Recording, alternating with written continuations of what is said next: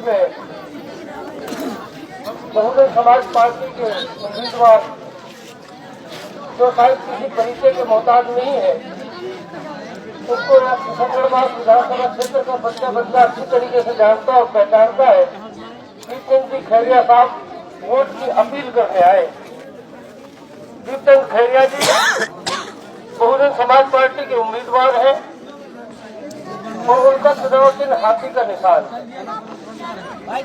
आने वाली 7 तारीख को आपको उन्हें वोट देना है।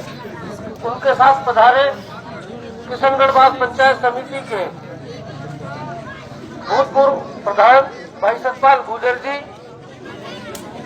बहन विनोद कुमारी जी,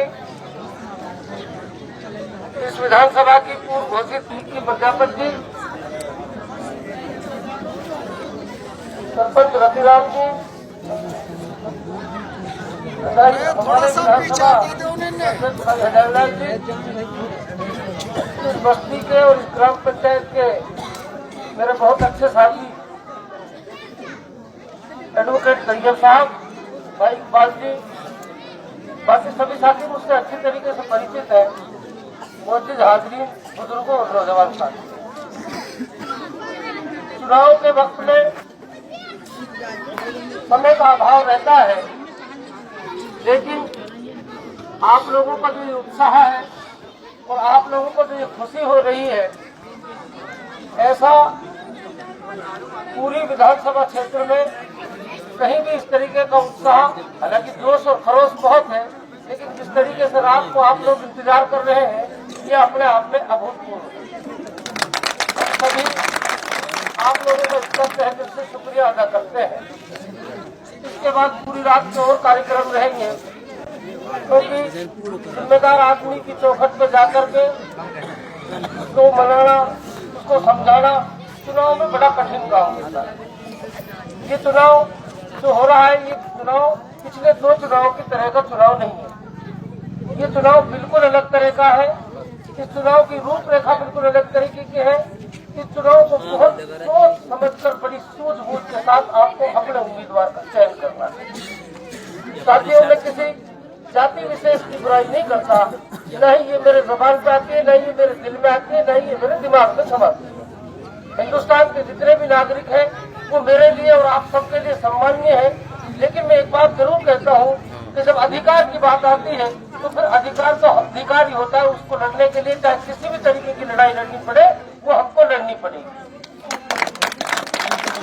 हमने देखा है कि पिछले किशनगढ़ विधानसभा क्षेत्र एक ऐसा क्षेत्र है कि जो जयपुर में और दिल्ली में विद्वानों की बस्ती कही जाती है, जहाँ अच्छे पढ़े लिखे पैदा हुए और अच्छे राजनीतिक पैदा हुए और ऐसे राजनीतिक पैदा हुए जिन्होंने बोफोर्स घोटाले का पेपर लिखा और बोफोर्स कांड का पूरा सौदा था, सौदा था, उसका पूरा का पूरा पार्लियामेंट में जो पेपर रखा गया वो भी किशनगढ़ के एक विद्वान ने। लेकिन अफसोस की बात यह है कि पिछले 2 टर्म से हम अपना विधायक नहीं चुन पा रहे हैं। ये अजीब तरह की विडंबना है। वैसे मेरे 30 बरस के इस सामाजिक और राजनीतिक जीवन में मैंने बहुत दिल्ली से लेकर के और राजस्थान प्रदेश तक बड़े राजनेता देखे हैं, लेकिन मरहूम चौधरी तैयब हुसैन साहब का जो गणित था, उस जैसा गणित मैंने नहीं पाया। मैं अभी रास्ते में चर्चा कर रहा था, हमारे सतपाल गुर्जर साहब जो है प्रधान जी, इनके पास एग्जैक्ट उसी तरीके का गणित है। इनकी बड़ाई की बात नहीं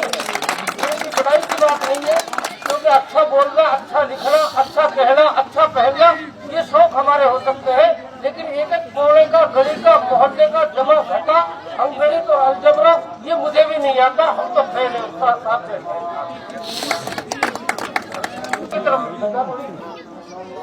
सम्मान की लड़ाई लड़ रहे हैं और सम्मान की लड़ाई लड़ने के लिए बहुत लंबा समय चाहिए होता है, बहुत सजगता की जरूरत होती है। और मैं आपको इस बात का प्रमाण देता हूँ कि बहुजन समाज पार्टी एक ऐसी पार्टी है जिसका रूप आज आप विशाल रूप देख रहे हैं। इस ये भी एक सजगता की बात करती है। सबको समान अधिकार देने की बात करती है। सिद्धांत पर अम्बेडकर के सिद्धांत को पूरे हिंदुस्तान में लागू करने वाली पार्टी। साथियों, आज बहुजन समाज पार्टी के उम्मीदवार है और बहुजन समाज पार्टी जो है वो बहन कुमारी मायावती की पार्टी है। ये पार्टी उन सभी संतों का, उन सभी साधुओं का और उन लोगों का जिन्होंने भारत की आजादी में और भारत के संविधान में विशेष योगदान दिया है, उन सबको उनके सबके आचार और सिद्धांत करने वाली पार्टी है। मैं क्रमवार अपनी बात शुरू करता हूँ कि चुनाव के टाइम में बहुत सारे लोग आपके बीच में आएंगे। मैं कभी ये नहीं कहता कि कोई व्यक्ति आए और उसका हमारे यहाँ आदर न किया जाए, ये हमारी परंपरा के खिलाफ है। जितने भी साथी या जितने भी दलों के लोग यहाँ चुनाव लड़ रहे हैं वो आपके बीच में आएंगे, अपनी बात कहेंगे, उनको कहने का हक है, आपको सुनने का हक है। लेकिन साथियों, भारतीय संविधान हमको ये अधिकार देता है कि अभिव्यक्ति की आजादी है, यानी कि आप अपनी बात को कहने का अधिकार रखते हैं और आप अपनी बात को कहने का अधिकार रखते हैं तो आपको निश्चित रूप से उन जुड़े हुए लोगों से, जिनमें एक वर्तमान विधायक है और एक वर्तमान सांसद है, उनसे आप जरूर पूछें कि साहब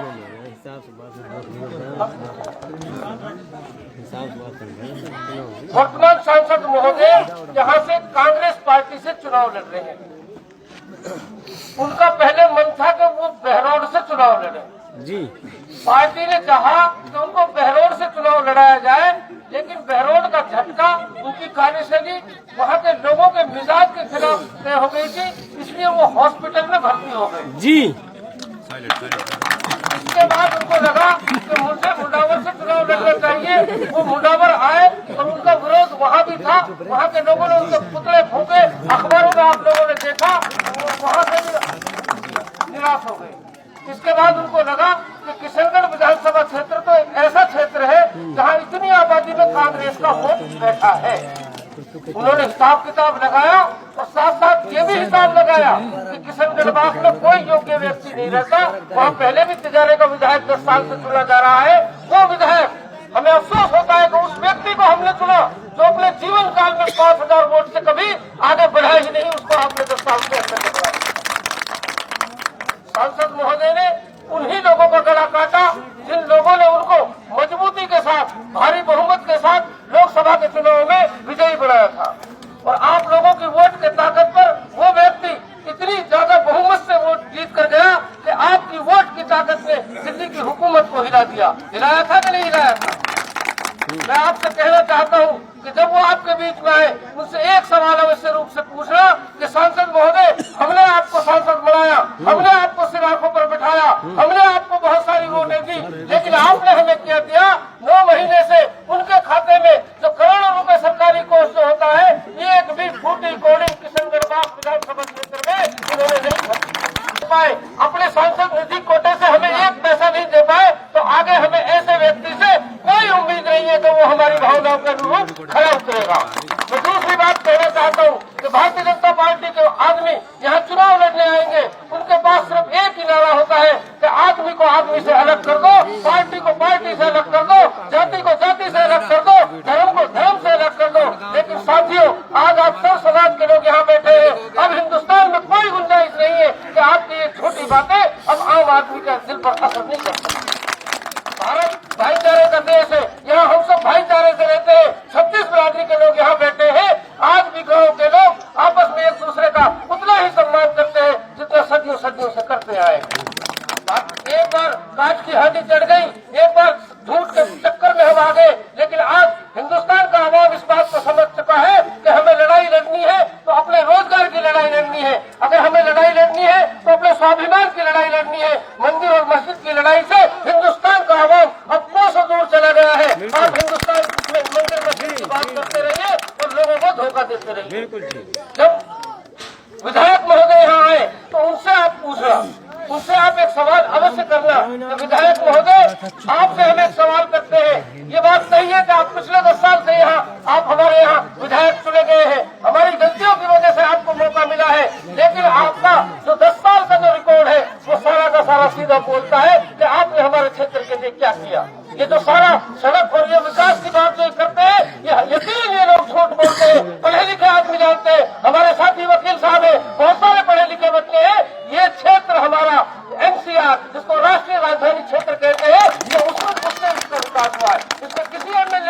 किसी की कोई स्वीकृति की आवश्यकता नहीं है। ये तो राष्ट्रीय राजधानी क्षेत्र होने की वजह से हमें ये विकास की गंगा यहाँ बह रही। लेकिन मैं आपसे एक सवाल और कहना चाहता हूँ, जब हम आपको वोट देते हैं, जब हम आपसे वोट देते हैं, जब आपको हम अपना चुनते हैं, तो फिर आपकी जिम्मेदारी करती है कोई फोकट में आप हमारे ऊपर एहसान नहीं करते कि आप विकास कार्य कराए कि नहीं कराए। लेकिन मैं खास तौर से एक सवाल करना चाहता हूँ, जिस तरीके से आपने देखा कि 2 तारीख को जब दलित समुदाय अपने हक के लिए सड़कों पर था, जब यही प्रदेश की हुकूमत और यही सूबे की सरकार इन दलित भाइयों पर, इनके सीने पर गोलियां चला रही थी और इनके नौजवान बच्चों को जेल में बंद करने का काम यही सरकार कर रही थी। उस दिन आपको न दलित समाज याद आया, न मुस्लिम समाज याद आया, न कोई और 36 बिरादरी आपको याद आई। आप पूरे जीवन में 10 साल में आप अपना घर भरते रहे। आपने लूट लूट कर सरकार को लूटा और खजाने को लूटा और आपने आलीशान इमारतें तैयार करवा दी। आप यहाँ आएंगे, कुछ लोग आएंगे, तरह तरह का अभिनय करने आएंगे। हम जानते हैं, उन लोगों को भली भांति जानते हैं, और इस क्षेत्र में ऐसे ऐसे नाटककार, ऐसे ऐसे अभिनय करने वाले आएंगे कि अब उनकी इस तरीके से तो पार पड़ नहीं रही है। चूंकि बहुजन समाज पार्टी और दीपचंद खैरिया जी की इस क्षेत्र में आंधी चल चुकी है, अब वो तरह तरह के इल्जाम लगाएंगे। मैं आपकी चौपाल पर खड़े होकर इस बात को कहता हूँ और आपकी तरफ से कहता हूँ कि दीपचंद खैरिया को कोई भी व्यक्ति ये नहीं कह सकता कि ये आदमी बेईमान है। लेकिन वो लोग आप नारा लगा रहे कि दीपचंद जी तो बेईमान है, दीपचंद जी के पास इतना पैसा आया कहाँ से, दीपचंद जी ने इतना पैसा दिया कहाँ से। अरे वो लोगों, जब ध्यान से सुनना इस बात को, जिसके साथ किशनगढ़ विधानसभा की 36 बिरादरियां खड़ी हो, फिर वो किसी भी तरीके से आपसे कम रहने वाला नहीं। आज किशनगढ़ विधानसभा क्षेत्र की जनता ये मन बना चुकी है कि हमको हमारा स्थानीय विधायक चुनना है और ऐसे विधायक को चुनना है जो आपको सड़कों पे, किशनगढ़ की सड़क पे घूमता हुआ बिल्कुल मिल जाएगा। और इस बार भी अगर आप धोखा खाए तो ये पिटारे वाले तो आपको गाड़ियों में भागते नजर आएंगे। और ये सांसद महोदय, अगर इनसे आपकी बात हुई तो ये बीकानेर तक आपको ढूंढे नहीं मिलेंगे। उनसे ये भी पूछा कि आप 9 महीने से सांसद है, कितनी बार आप हमारी चौपाल में आए। मैं किसी व्यक्ति विशेष की या जाति की आलोचना करना पसंद ही नहीं करता, लेकिन जो हमारे अधिकार की बात है, जो हमारे सम्मान की बात है, जो हमारे गौरव की बात है, हम उसको कहना चाहते हैं। उसको कहने से हम हरगिज़ नहीं चूकते। लेकिन ये मत भूलिएगा, दोनों दलों के लोगों को मैं चेतावनी देता हूँ कि आज इस क्षेत्र में पढ़े लिखे भी है, अपनी बात को कहने वाले भी है, अपनी बात को समझने वाले भी है, अपनी बात की लड़ाई लड़ने वाले भी है। अब कोई इस भ्रम में नहीं रहे कि बाहर का कोई आक्रांत आकर के किशनगढ़ विधानसभा क्षेत्र से एमएलए बनकर जाएगा। साथियों, ये स्वाभिमान की लड़ाई है, ये सम्मान की लड़ाई है। और इस सम्मान की लड़ाई में अगर आप सम्मान चाहते हैं, अपने स्वाभिमान की रक्षा करना चाहते हैं, तो आपको आने वाली 7 तारीख तक सजग रहना पड़ेगा। क्योंकि ये लोग इस हार की बौखलाहट से तरह तरह के षड्यंत्र करेंगे। कहीं पैसे का इस्तेमाल करेंगे, कहीं शराब का इस्तेमाल करेंगे, कहीं झूठ का इस्तेमाल करेंगे, कहीं झगड़े का इस्तेमाल करेंगे। मेरा आपसे निवेदन है कि इनकी साजिशों से आपको सावधान रहना है। और 7 तारीख तक अगर सजग रह के आपने अपने सम्मान की रक्षा की, तो मैं आपको आपकी चौपाल से ये वादा करता हूँ कि आने वाले 5 साल तक दीपचंद खैरिया इस क्षेत्र के सम्मान की रक्षा करेंगे। दादा, मैं आप लोगों को, साथियों, दीपचंद खैरिया ईमानदारी का दूसरा नाम है। बहुत लोग कहते हैं कि कांग्रेस की बात करते हैं, बिल्कुल इस बात को आप गौर से सुनेंगे।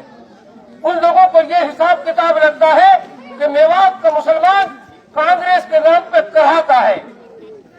ये बदगुमानी और ये गलतफहमी कांग्रेस के लोग निकाल दें। मेवात का मुसलमान किसी भी दल का गुलाम नहीं है। जिसने हमारे हक की हिफाजत नहीं की, हम कभी उस लोगों के उनके साथ नहीं जा सकते। मेरे पास और भी बहुत सारे रिकॉर्ड है, लेकिन चूंकि इस जहनी तौर से, दिली तौर से 70 वर्ष तक ये व्यक्ति एक पार्टी विशेष के साथ जुड़ा रहा है, इसलिए मंच से खड़े होकर मैं अपनी वाणी में हमेशा इस बात का ख्याल रखता हूँ कि कांग्रेस के काले कारनामे मैं कभी उजागर इसलिए नहीं करता कि इनके दिल पे ठेस पहुंचती है। लेकिन सम्मानित दीपचंद जी, इस कांग्रेस ने 70 साल में आपके साथ जो धोखा किया है, उस धोखे को आप समझिए, उस दुर्भावना को आप समझिए। आपके आग मैदान में आप आगे आ गए हैं। हमें आपसे उम्मीद है किशनगढ़ के स्वाभिमान की और सम्मान की आप सदैव रक्षा करेंगे। साथियों, मैं आपसे एक बात ये भी खास तौर से कहना चाहता हूँ कि दीपचंद खैरिया जी पिछले 2 चुनाव हार गए। और जब व्यक्ति चुनाव हार जाता है तो उसको बड़ा दुख होता है, उसकी आंखें भी छलकती हैं, उसके दिल से भी आवाज निकलती है। मैं अपनी बात यहाँ से, इस बार जब ये कांग्रेस की जो गलतफहमी के नाम से कराहता है और उसको बदलते हुए देर नहीं लगती। साथियों, आपके इस उत्साह की कसम मैं आपको इस बात की उम्मीद करता हूँ कि इस बार इस कांग्रेस की जो ये कराहत है, इस गलत फहमी को निकालो और मौका आया है इसको करवट में बदल दो। साथी, आपका ये फैसला इनको सबक सिखाएगा, राह दिखाएगा। आपका ये फैसला किसी समर्पित कार्यकर्ता की हत्या नहीं से आखिर में बात कहता हूँ कि दीपचंद खैरिया जी 2 चुनाव हारे हैं। ये पूरा इस बात को कहता है कि मेरा ये आखिरी चुनाव है, मेरा ये आखिरी चुनाव है। मैं नहीं कह रहा इस बात को, वो खुद इस बात को कहते हैं कि मेरा आखिरी चुनाव है। मेरी बुजुर्गों से अपील है, नौजवान साथियों से अपील है और हमारे बहुजन समाज पार्टी के लोगों से अपील है कि पिछले 2 चुनावों में जिन जिन लोगों ने इस व्यक्ति को हारने के बाद रोते हुए देखा है, मैं आपसे दिल से ये दरख्वास्त करता हूँ कि इस बार वोट देकर इनको हंसाकर जिताइए, हाथी पे बैठाइए। आपने मेरी बात को सुना, सम्मान किया, सादा पहनाया, माला पहनाई। शुक्रिया। खुदा हाफिज। जय भीम, जय भारत।